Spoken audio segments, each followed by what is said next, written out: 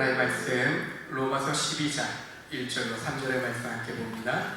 신약성경 256쪽입니다. 로마서 12장 1절부터 3절까지의 말씀을 함께 보겠습니다. 신약성경 256쪽입니다. 우리 찾으셨으면 같이 한 목소리로 합독하여 봉독합니다. 시작. 그러므로 형제들아, 내가 하나님의 모든 자비하심으로 너희를 권하노니 너희 몸을 하나님이 기뻐하시는 거룩한 산 제물로 드리라. 이는 너희가 드릴 영적 예배니라. 너희는 이 세대를 본받지 말고 오직 마음을 새롭게 함으로 변화를 받아 하나님의 선하시고 기뻐하시고 온전하신 뜻이 무엇인지 분별하도록 하라. 내게 주신 은혜로 말미암아 너희 각 사람에게 말하노니 마땅히 생각할 그 이상의 생각을 품지 말고 오직 하나님께서 각 사람에게 나누어 주신 믿음의 분량대로 지혜롭게 생각하라. 아멘. 전사님 마이크 꺼주셔야 될 것 같아요. 한 심장병 환자가 있었습니다. 그리고 그 심장병 환자를 담당하는 실력 있고 유명한 심장병 전문의가 있었습니다. 심장병 환자가 자신의 주치의에게 찾아가서 이렇게 말합니다. 선생님이 유명한 심장병 전문의라고 하는데 그것을 내게 보여주십시오. 그러면 내가 믿고 내 심장을 맡기겠습니다. 라고 말했습니다. 참 누가 생각해보면 말도 안 되고 터무니없는 그런 요청이다라고 할 것입니다. 왜냐하면 그 환자가 의사 선생님을 믿고 자신의 심장을 수술대에 올려놓지 않는 한 그 전문의 선생님의 그 실력에 대해서 자기 주관적으로 경험하기란 어렵다는 거죠. 바로 수많은 환자들을, 다른 환자들을 아무리 많이 고쳤다 해도 그거는 간접적인 증거밖에 되지 않는 거죠. 결국 자기 스스로가 자기 심장을 맡기는 그 모험이 있을 때, 모험을 할 때 비로소 직접 내가 수술받고 회복된 거 보니 선생님 진짜 심장병 전문가 최고입니다 라고 그렇게 이야기할 수 있는 거지, 그거 외에 다른 증거를 보여주십시오 라고 이야기한다면 그런 생뚱맞은 말이 어딨냐, 오히려 그런 말 하는 그 사람에 대해서 터무니없다라고 오히려 의아해하게 되는 것이죠. 이런 믿음의 의탁이 없이는 결코 우리는 그 믿음의 대상이 될 만한 그 대상에 대해서 알 길이 없다는 겁니다. 이 자리에 계신 우리 모두는 이미 예수님께 우리의 인생에 대하여 헌신하신 줄로 믿습니다. 내가 언제 했다고 그래요? 여러분, 이 자리에 계신 분들은 다 세례 받으셨어요. 세례 받으실 때 우리의 고장난 심장 수술해달라고 하는 이것보다도 더 큰 믿음의 고백을 우리는 한 겁니다. 심장만 고쳐주세요. 위만 고쳐주세요. 대장만 고쳐주세요. 그런 선택적으로 전문의에게 맡기는 수술 정도가 아니라 내 인생 전부를, 나의 존재 전부를 주님께 맡깁니다. 이 신앙 고백을 우리는 세례 받을 때 했다는 것입니다.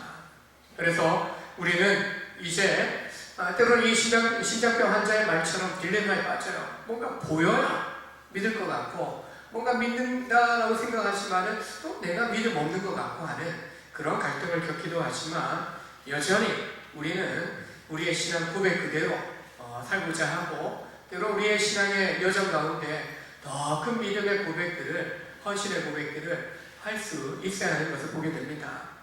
예수님에 대해서 모든 것을 알고 믿는다라고 하는 사람 아무도 없습니다. 알고 믿는 사람 그래 많지 않아요. 알고 보니 믿을만 하더라 보다도 믿고 나니 알게 되겠네, 알 것 같아 라고 오히려 반대적으로 이야기하게 되죠. 알려고 한다면 믿음의 모험이 필요합니다. 믿음의 도전이 필요한 겁니다. 그래서 우리의 신앙 고백은 이렇게 고백되어져야 됩니다. 주님께서 내 죄를 위해 죽으시고 다시 사신 것을 내가 믿습니다. 이제부터는 내가 내 인생의 주인이 아니라 주님께서 내 인생의 모든 것의 주인 되십니다. 내 인생의 이 모든 주관하는 열쇠 꾸러미의 주인이 되어 주십시오. 내 주인이 되어 주시고 내 인생을 책임져 주십시오. 이 믿음의 고백 가운데 우리는 주님을 향한 우리의 헌신을 고백하게 되는 것입니다. 첫사랑, 첫신앙 고백 끝까지 지켜간다는 거 힘들어요. 근데 첫사랑 수준의 신앙에 머물러 있다 문제 있는 겁니다. 예? 첫사랑, 첫 고백은 뭡니까? 그 정도 이제 믿고 그 정도 머물러 있는 거예요. 근데 여전히 첫사랑으로만 돌아가려고 하고, 물론 첫사랑의 그 느낌들이 강한 거죠. 처음 주님의 은혜를 경험하고 하나님의 축복을 또 가슴 깊이 새겨놓았기 때문에 그게 잘 떠나진 않아요. 근데 그 상태에 머물러 있다면 문제 있는 거예요. 아기의 신앙 상태에 그냥 머물러 있는 거예요. 성장해야 되는데, 청년이 되고 어른이 되어가야 되는데 여전히 약한 자의 모습으로, 아이의 모습 속에 머물러 있다면 문제가 있다는 거죠. 첫사랑, 첫신앙의 고백, 중요한 것은 그 고백이 중요한 거죠. 그것이 흔들려 버리기 때문에 처음 신앙의 고백에 대해서 자꾸 우리가 생각하게 되는데, 중요한 것은 실패하고 또한 좌절하기도 하겠지만 우리는 딛고 일어서면서 더 굳건한 믿음의 그 고백 가운데 살아가도록 조금씩 계속적으로 자라갈 수 있어야 한다는 거죠. 무엇보다도 신앙 고백, 누가 강제로 시킨 거 아니고, 또 신앙의 고백이나 헌신의 고백도 자기 스스로 자발적으로 우리를 하나님께 의탁하고 주님께 또 맡겨드리는 그런 헌신의 고백을 통해서 우리의 믿음이 자라간다는 겁니다. 우리가 이미 거듭난 성도입니다. 특별히 직분을 받았고 또 직분 가운데 또 섬긴 가운데 헌신하기로 이미 결단한 여러분들이기 때문에 우리는 믿음의 여정을 가면서 더더욱 헌신된 그리스도인의 삶을 살아가야 할 줄 믿습니다. 매일 우리의 삶은요, 헌신의 고백으로 시작되어져야 합니다. 우리가 매일 성경을 통해서 말씀을 묵상합니다. 개인 경원의 시간을 가져요. 새벽 예배에 참석해서 하루의 모든 삶들을 주님 앞에서 시작합니다. 하루의 모든 것들을 주님 앞에서 시작하면서, 말씀 앞에서 기도하면서 시작하면서 우리가 오늘 이루어야 될 일들에 대하여, 만날 사람들에 대하여 하나님 앞에 올려드리며 기도합니다. 모든 것을 주님께 위탁하는 것을 맡겨드리는 기도로 시작하는 것입니다. 그러면 주님이 나의 주인 되시기 때문에 내 삶의 하루를 다스려 주시는 거예요. 내 삶 가운데 함께 해 주시는 거예요. 그리고 모든 인간관계나 모든 내 앞에 놓여져 있는 일들에 대하여, 문제에 대하여 다스려 주시는 그 은혜를 우리는 경험하게 되는 것입니다. 바로 예수님이 나의 주님이십니다 라는 그 고백을 매일매일 우리가 하면서 살아가는 것이 바로 헌신이다라고 할 수 있습니다. 공동체 안에서 여러분, 우리가 직분을 받을 뿐만 아니라 여러 봉사와 섬김의 역할들을 맡고 있습니다. 그 모든 것에 섬긴 책임의 자리에서 주님을 섬기십시오, 섬길 수 있겠습니까? 라고 고면받고 부탁받을 때 네, 하겠습니다 라고 대답함으로 그 역할들을 감당하게 되는 것이죠. 이 자리에 계신 우리 임직 예정자들, 이미 피택 받은 분들 계십니다. 또 교육 중에 계신데, 여러분 후보자 명단 올릴 때 사인 다 하셨어요. 그 순간 여러분요, 이 직분에 하나님이 세우신다면 내가 그 어떤 섬기, 그 어떤 역할 맡기시더라도 내가 온전히 순종하겠습니다, 헌신하겠습니다 라는 그 의미가 담겨져 있는 사인이에요. 그거 지우려면 저 찾아오셔야 되는데 지우기 힘들어요. 뭐 종이에만 쌓이는 게 아니라 주님께 이미 또 사인되어 있기 때문에 바로 그 순간부터 그 직분에 대한 헌신을 결단했다는 거예요. 임직식 가운데 이미 중직자로 헌신하시고 때로는 매년마다 서리직사로 임명을 받는 분들도 동일해요. 우리 또 교회 연합 같은 안내직자의 이름이 기록되는 순간에 우리가 임명되는 거예요. 내가 그 부르심의 섬김의 직분들을 위해서 헌신하겠습니다 라는 약속을 한 거예요. 한 번도 그 이름 올려놨는데 목사님 지워주세요, 찾아오는 분은 없더라고요. 뭐요? 헌신하기로 약속한 거예요. 이처럼 섬김 봉사의 자리를 승낙한 것도요, 헌신인 겁니다. 헌신자의 가장 기본적인 게 뭡니까? 우리가 보면 시간의 헌신, 물질의 헌신이에요. 예? 그리고 사람과의 관계 속에서 내가 남을 좀 더 배려하는 그런 자세로 사람을 대하겠다라고 하는 그 마음에 헌신이 있는 것을 보게 됩니다. 그런데 헌신이 제대로 이루어지지 않게 된다면 공동체에 여러 어려움들이 생기게 되는 것을 보게 됩니다. 제자리 미덕이라는 말들이 있어요. 예. 있어야 될 것이 그 자리에 있을 때 의미가 있고, 또한 공동체나 조직이 제대로 이렇게 움직여지게 된다는 것이죠. 소는 밭에서 일해야 됩니다. 사람 맹수는 산에서 살아야 돼요. 사람 맹수가, 호랑이가, 사자가 이 시내 사람들 사는데 내려왔다 큰일 나는 거죠. 요즘이야 총이 있어서 그냥 멧돼지, 요즘은 뭐 호랑이 없으니까 멧돼지가 최상위 포식자라고 이야기합니다. 사람도 안 무서워해요. 무조건 들이받고 걷어차고 밟아버리고. 예? 요즘 뭐 포수들이 다니면서 많이 사냥해서 많이 개체수가 줄었다고 하는데, 북한산 등산하실 때도 조심해야 됩니다. 예? 약초꾼들은요, 예, 나무 치고 돌 치면서 올라간다고 해요. 사람 간다, 피해라, 우리 맞닥뜨리지 말자, 서로 예, 경계하는데 사람이 쌓이죠. 예? 해치고자 하는 그런 게 없으면은 가만히 있는데 짐승들이 해치려고 하면 달려드는 거죠. 나 사람 있다, 피해라, 알아서 그 사인을 준다라고 이야기합니다. 짐승이 있어야 될 자리, 사람이 있어야 될 자리, 사람으로서 각자 자기의 자리가 있는데 그 자리를 지켜야, 예? 가정이 아름답고 공동체가 아름답고 사회도 아름답게 이렇게 흘러가게 된다는 것입니다. 그런데 그 헌신의 자리에 있어야 될 자리에 있어야 될 사람이 없으면요, 예, 멈추는 거예요.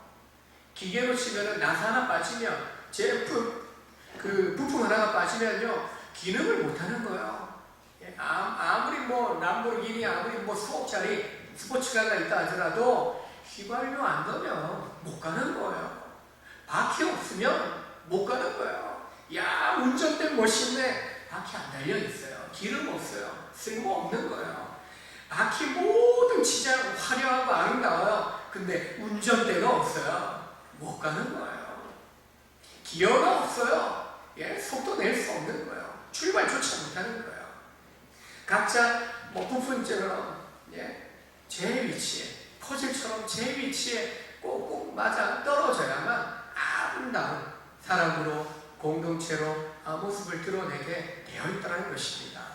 근데 누구 하나 그 자리를 지키지 않으면, 그 약속이 깨지게 되면 어려움이 생기게 되는 것입니다.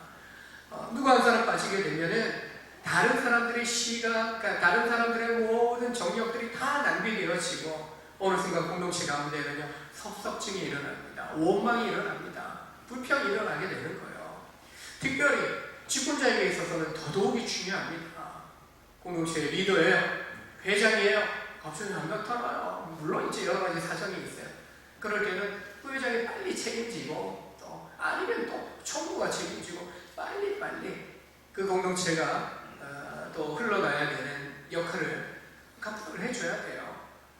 누구나 다 완벽하거나 누구나 또 완벽한 삶이 있다는 전제가 없기 때문에, 부족하고 또 어려운 상황이 닥칠 수 있기 때문에, 왜 회장, 부회장, 총무, 서기, 회계 임원들을 각각 뒀습니까?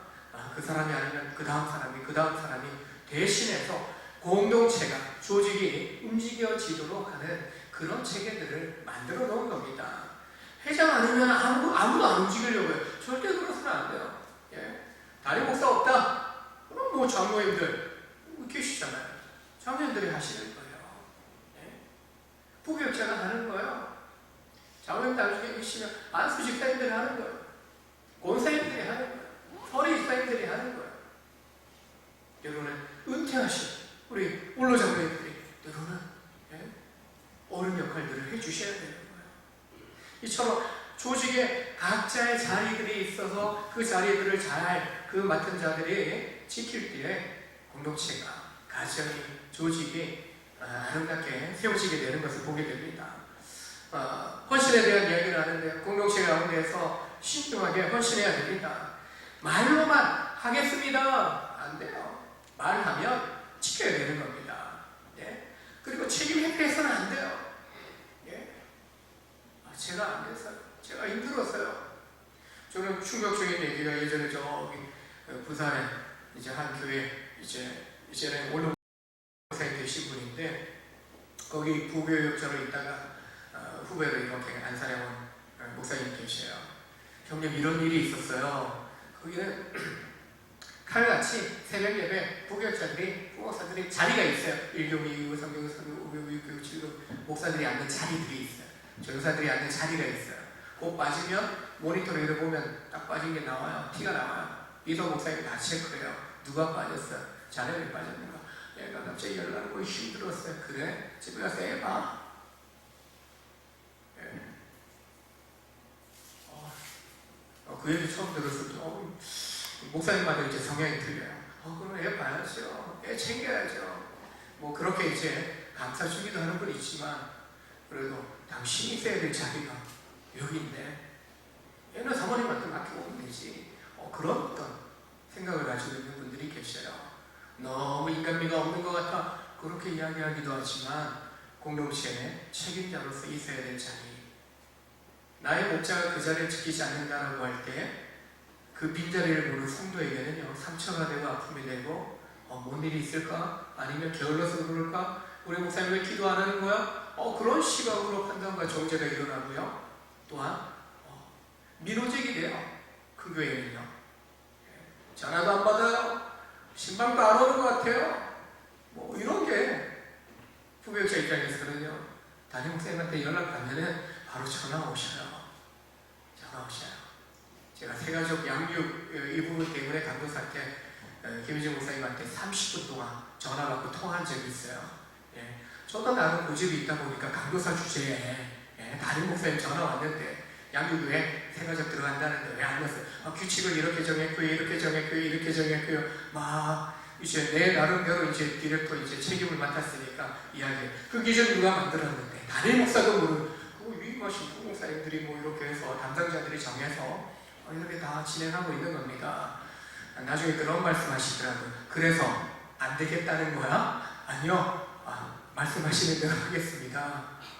그렇게 이제 나중에 목사 안수 받고 식사 이제 사모님과 함께 목사 안수 받은 목사님들 한번 식사 초대해 주셨어요. 같이 식사하는 자리에서 한 사람 꼬매를 말씀 주시는데 김 목사님 그 고집좀 꺾으라고 고집대로 그렇게 하려고 하지 말고 좀 유연하게 좀 품어주라고 좀 이제 규칙대로. 왜냐하면 제가 신대원 가기 전에 먼저 한 7년 선교단체 사역을 먼저 했어요. 캠퍼스 선교사.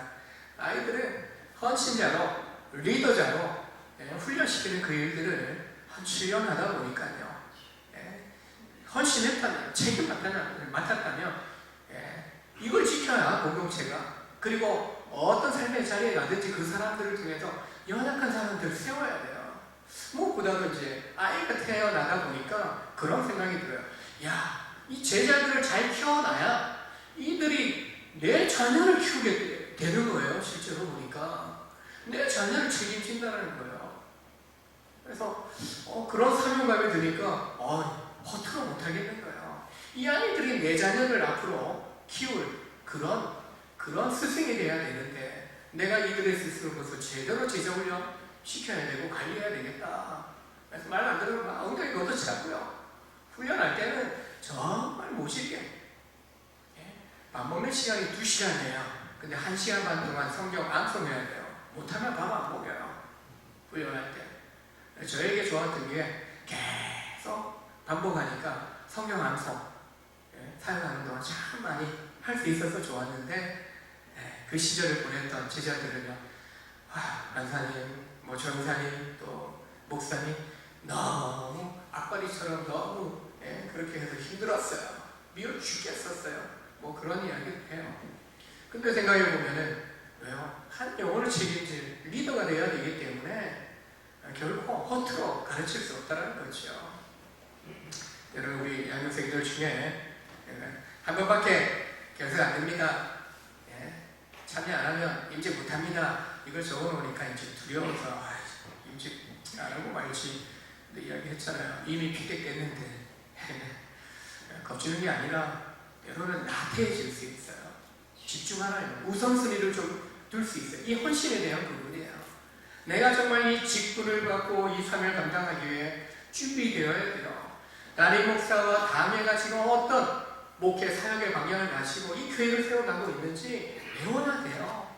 그리고 함께 교제 나누고 또 은혜를 나누면서 지금 나와 함께 임직받을 함께 이 사역을 또 교회를 세워갈 직분자들이 어떤 마음의 상태, 영적인 상태에 있는지 어떻게 서로 도와주고 세워가야 될지 듣고 또한 내 것도 좀 나누면서 좀 믿음의 동역자들도 함께 서가는 훈련을 서로를 세워가고 나도 세워받으면서 성장해야 된다는 거예요.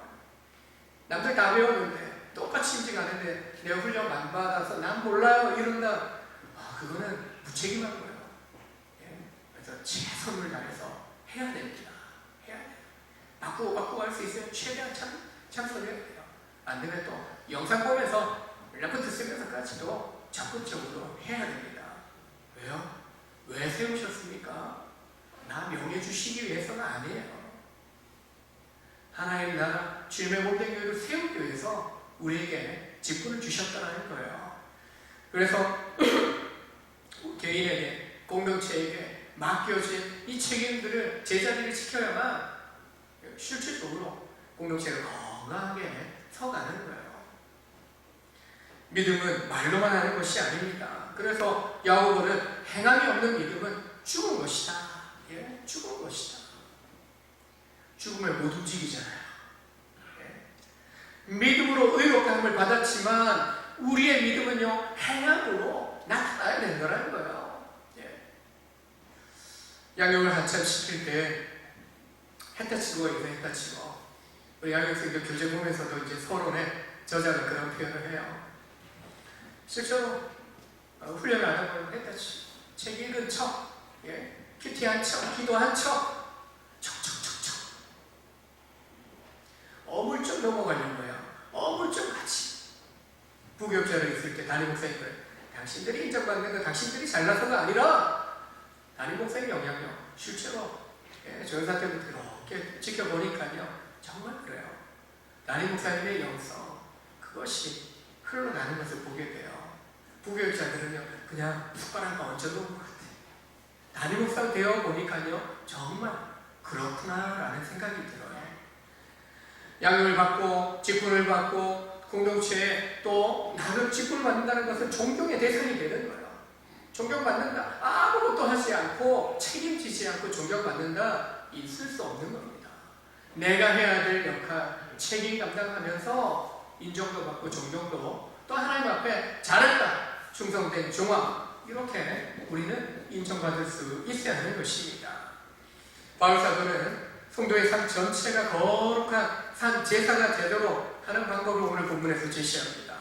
이 세대를 본받지 말고 오직 마음을 새롭게 함으로 변화받아 하나님의 뜻을 분별하라고 이야기합니다.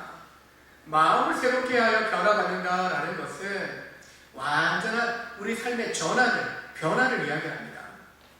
거듭나기 전에는 내 마음대로 살아갔어요. 죄된 습관에 빠져서 살아갔다는 거예요. 우리의 성공 자체도 예수님의 성공, 하나님의 성공과 전혀 무관했던 거예요. 선하다.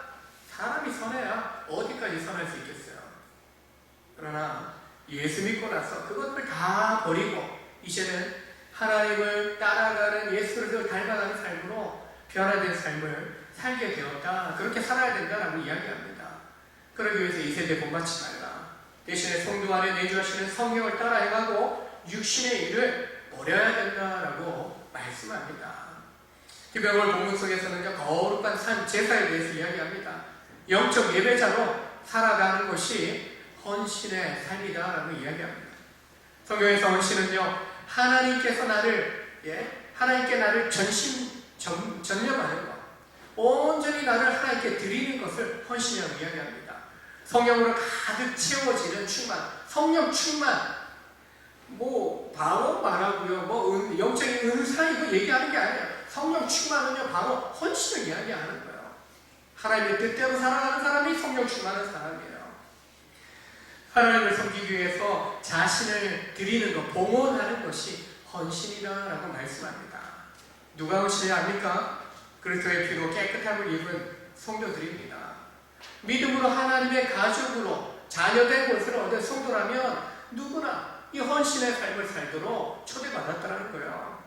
위대하게 쓰임받은 종교 지도자들, 그들이 헌신한 사람이지 아니요, 그들만이 아니에요. 그들뿐만이 아니에요. 헌신이 우리 모든 믿는 성도들에게 이 헌신을 열려줬어요. 이미 세례받음으로 그 헌신이 시작되었다라고 할 수 있습니다. 1절을 보십시오. 그러므로 형제들아, 내가 하나님의 모든 자비하심으로 너희를 권하노니 너희 몸을 하나님이 기뻐하시는 거룩한 산 제사로 드리라. 어떤 강제적인 게 아니에요. 사도 바울이 사도의 본의를 가지고 직권적으로 헌신을 요구하는 것도 아닙니다. 하나님의 모든 자비하심으로 너희를 권하노니, 뭔가 사도가 이야기하니까, 뭔가 담임 목사님이 이야기하니까 뭔가 영적 본의에 눌려갖고 내가 억지로 그때는 기어들어가는 소리로 아유, 뒤에 말 못 들었지만 뒤에 아니요 했는데요, 이렇게 자꾸 흘러가려고 하는 경우가 있는데요, 위협적인 게 아니에요. 두려워서 헌신하는 것이 아니라는 겁니다.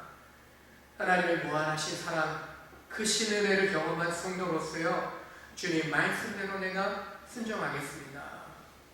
주의 계집 종려오니 주의 말씀대로 없어서 마리아의 고백이 우리 성도들의 고백이 되어야 하는 거죠. 성도들이 성도답게 살 수 있는 근거가 하나님의 자비하심 때문인데, 우리의 헌신도 하나님의 자비하심으로 너희를 권하노니, 하나님의 사랑하심으로 예수 그리스도의 그 은혜 안에서 바울은요 권하고 있는 거예요. 권한다, 이 말은 곁에서 부르다, 청하다, 권면하다라는 의미입니다. 사도의 권면이기 때문에, 권위 때문에 위축돼서 하는 게 아니라 위로하고 호소한다라는 의미를 갖고 있습니다. 교회와 성도들을 바로 세우기 위해서, 경고케 하기 위해서 지금 공고하고 있는 거예요. 여러분, 성도 여러분, 이렇게 살아야 안 됩니다. 이렇게 살아가야 교회가 바로 설 수 있습니다. 그 목적을 가지고요, 내가 권합니다. 하나님, 성도 여러분, 이렇게 우리 노력합시다. 변화됩시다. 서갑시다. 우리 자신을 헌신합시다. 라고 바울은 이야기하고 있는 것입니다.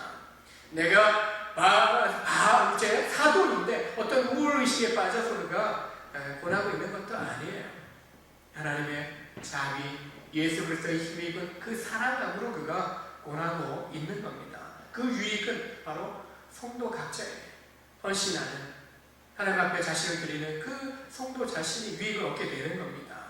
뭘 헌신합니까? 너희 몸을 거룩한 산 제물로 드리라. 이 드리라는 이 헬라어 뜻을 보면 맡기다, 마음대로 하게 하다라는 의미입니다. 하나님의 은혜로 의롭다 하심을 받은 우리 성도들입니다. 하나님만이 이제 나의 주인이십니다. 이것을 이제 깨달은 바 되어서 세례받고 또 직분받고 믿음을 고백하며 살아갑니다. 이제 그것을 깨달은 성도로서요, 이제 하나님의 마음대로 이제 사용하시도록 자신을 온전히 내어드리는 거. 이걸 여기서 사용하는 드리라는 이 표현이 거기입니다. 하나님, 저 이제 주님 겁니다. 내가 그리스도와 함께 십자가에 못 박혀 죽었나니 이제 내가 사는 것은 내 맘대로 사는 것이 아니라 내가 죽었으니까, 그리고 이제 그리스도 안에서 새롭게 산 자로 하나님의 아들 되신 그리스도께서 원하시는 대로, 이끄시는 대로 내가 순종하며 살겠습니다. 그분 안에서 살겠습니다. 그분이 나의 주인이시고 주인이 명령하시는 대로 종된 내가 따라가겠습니다. 이 드리라 할 때 이 고백 속에는 주인님 마음대로 쓰세요, 그 의미라는 거예요. 너의 몸을 거룩한 산 제물로 드려라. 제물이기 때문에 그 제물을 취하시는 분이 마음대로 사용하도록 맡기는 거예요. 맡기는 거예요. 더 이상 육신의 종교에 이끌려 살지 않고 하나님 기뻐하시는 삶을 추구하며 살아야 한다는 것입니다. 몸은 육체만이 아닙니다. 영혼을 포함한 전 인격을 이야기하는 거예요. 우리 존재 자체를 이야기하는 거예요. 구약의 제사는 소 드리고 양 드리고 염소 드리면 끝났어요. 제물이 대신했어요. 대신 죽었어요. 근데 신약의 예배는요, 제사 드리는 자가 내 자신을 제물로 드리는 겁니다.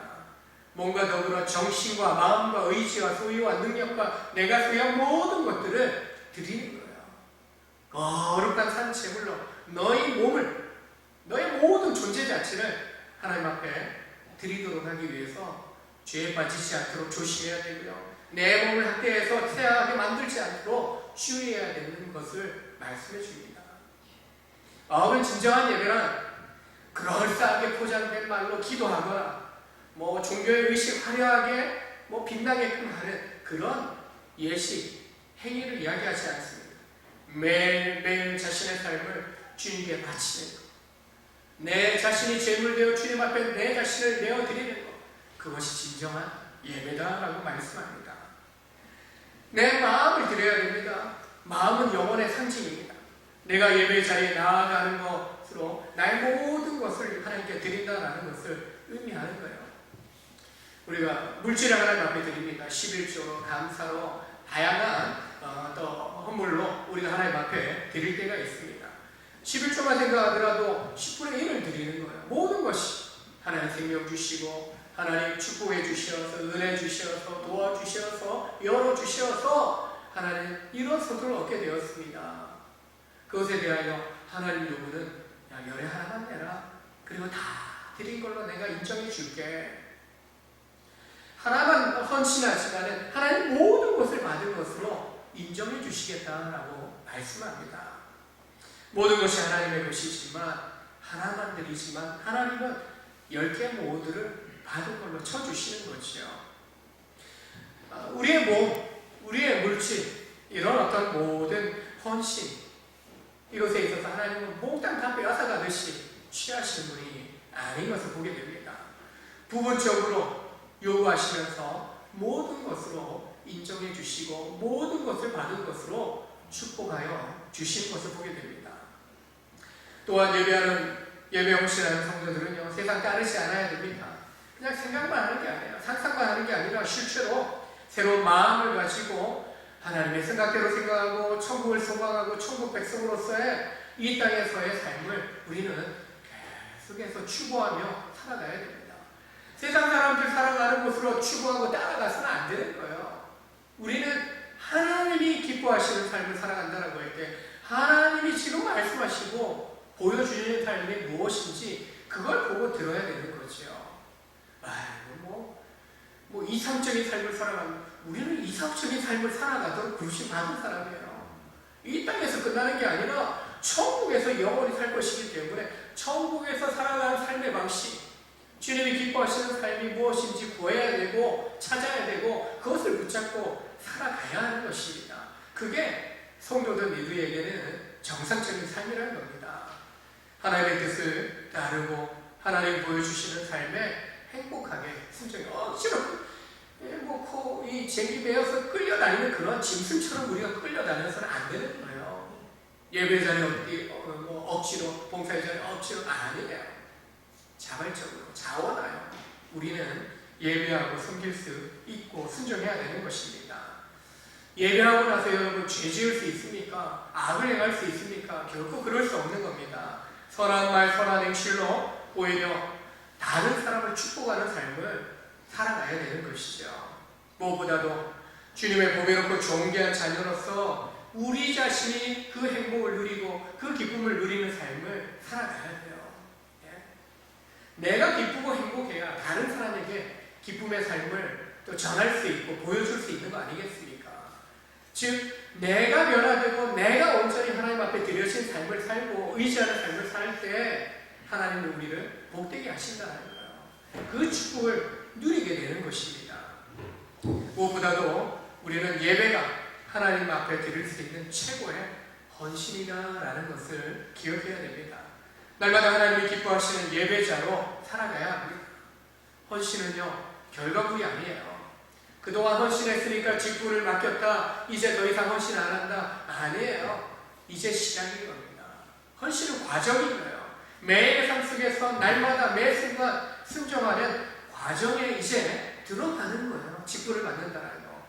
예수 믿기로 했다, 예배자로 하나님을 경외하고 경험하는 자로, 하나님만을 경배하는 자로 살겠습니다. 내가 종이요 주인된 주님을 섬기는 자로 살겠습니다. 그 고백을 하고 그 헌신의 삶을 시작한 거죠.